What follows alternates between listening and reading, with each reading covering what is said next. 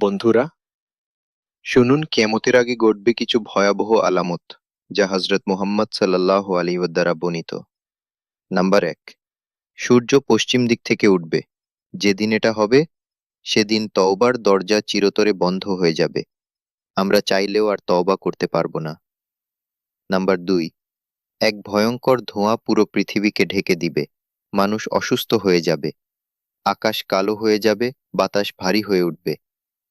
Number ৩, দাজ্জালের আগমন ঘটবে। এক চোখ অন্ধ একজন ব্যক্তি, সে নিজেকে প্রভু বলে দাবি করবে। অনেক মানুষ তার কথার ফাঁদে পড়ে যাবে। নাম্বার ৪, ঈসা নবী পৃথিবীতে ফিরে আসবেন এবং তিনি দাজ্জালকে হত্যা করবেন। ইসলামের বিজয় হবে, শান্তি প্রতিষ্ঠা হবে। নাম্বার ৫, ইয়াজুজ মাজুজ বের হবে, একটা জাতি যারা পৃথিবীকে তছনছ করে দেবে।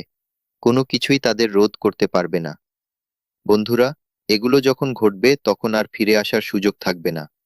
এখনো সময় আছে। ফিরে আসুন আল্লাহর পথে। তওবা করুন, নামাজ পড়ুন, নেক কাজ করুন। আল্লাহ আমাদের হিদায়াত দিন। আমিন।